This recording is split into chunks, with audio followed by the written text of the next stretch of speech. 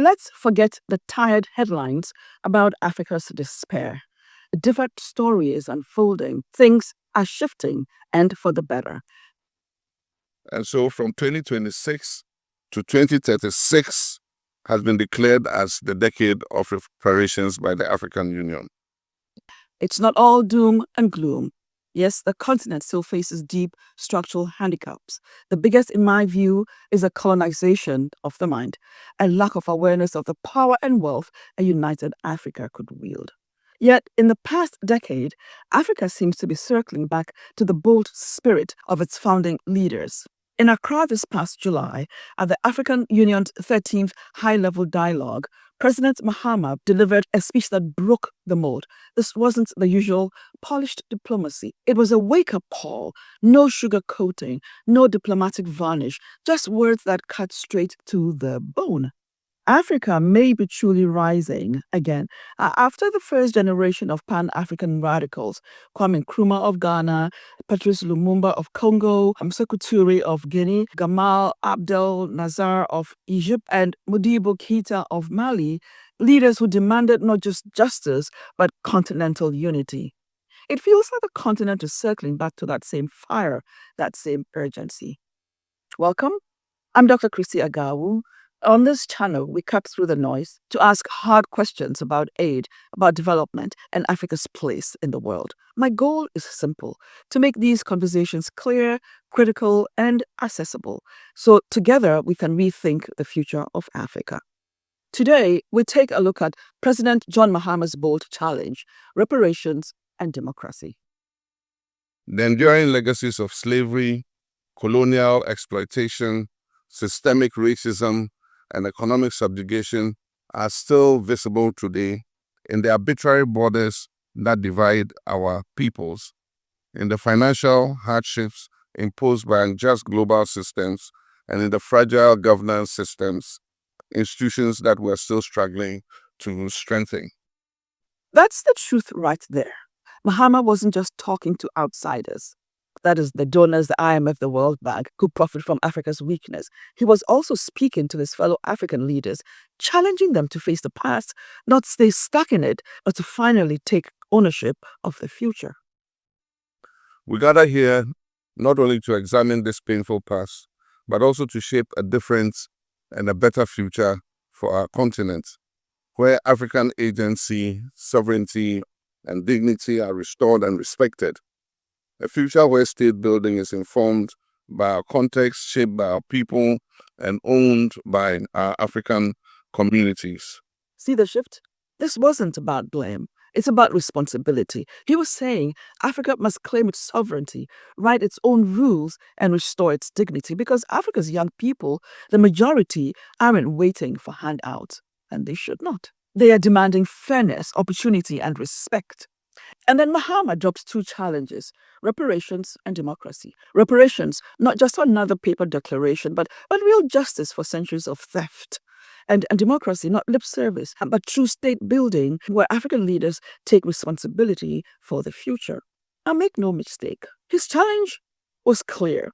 It was aimed squarely at the powers that built the wealth on the backs of enslaved Africans and colonial plunder: Britain, France, America, and the rest. But it was also a challenge to the global institutions that keep Africa in a chokehold: the IMF, the World Bank, and the WTO. And just as importantly, it was a challenge to Africa itself, to its leaders. President Mahama was saying, stop treating reparations like a slogan and start fighting for them with one united African voice. Because the fight for reparations is not just about history. It's about dignity, justice, and the future of the continent. And then he turned the mirror inward. Again, this time on democracy, protecting civic space, press freedom, the right to protest, the right to organize, a warning straight to his fellow presidents. Democracy cannot live where citizens are silenced. And perhaps, as he spoke, a few leaders known for jailing journalists, muzzling opposition voices, and cracking down on protests might have been squirming in their seats, hopefully. Democracy cannot thrive in the presence of fear or repression. The legitimacy of our governments depends on the inclusion of all our people. Governments must exist for all our people and not just a few.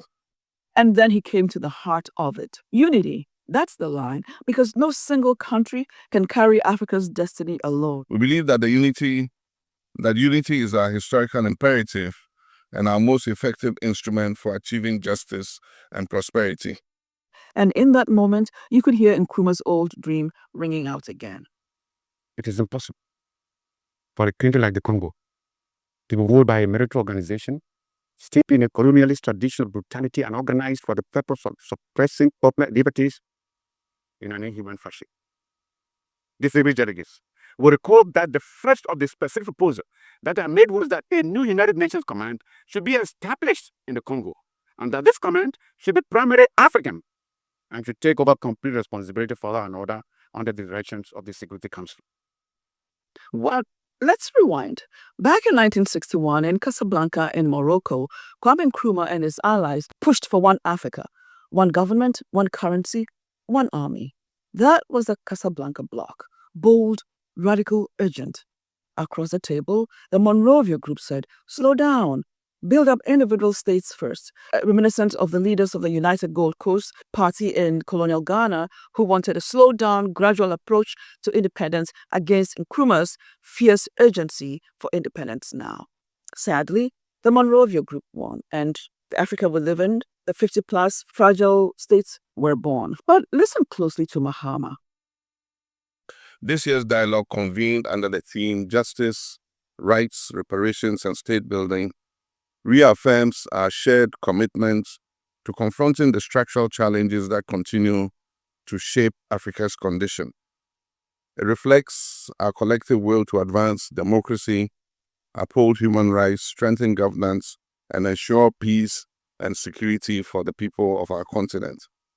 It also affirms our conviction that true and lasting peace can only be achieved when justice exists, when the rights of our people are respected, and when governance systems are truly inclusive, accountable, and are owned by the people that they serve. I could feel the pendulum swinging back. Pan-African trade, free movement across borders, the AU growing stronger. What Nkrumah once called for and was mocked for is back on the table. And here's the thing. Unity isn't just a slogan. When it's tied to purpose, it becomes power. Look at Africa's natural resources: gold, cocoa, oil, rare earths, the very foundations of Western prosperity. Imagine what happens when African nations stop competing against each other and start coalescing around a single vision. That's when ownership turns into leverage and history finally begins to turn. So Mahama's words weren't just another speech. They were a bridge from Kwame Nkrumah's dream to our reality. The only question is, will we seize it this time, to seize it and use it? Because Africa's destiny is in Africa's hands, and the time is now. So, friend, if you found this conversation valuable, don't forget to like and share and subscribe. But more importantly, tell me in the comments, should Africa push harder for reparations? What would real democracy look like on this continent?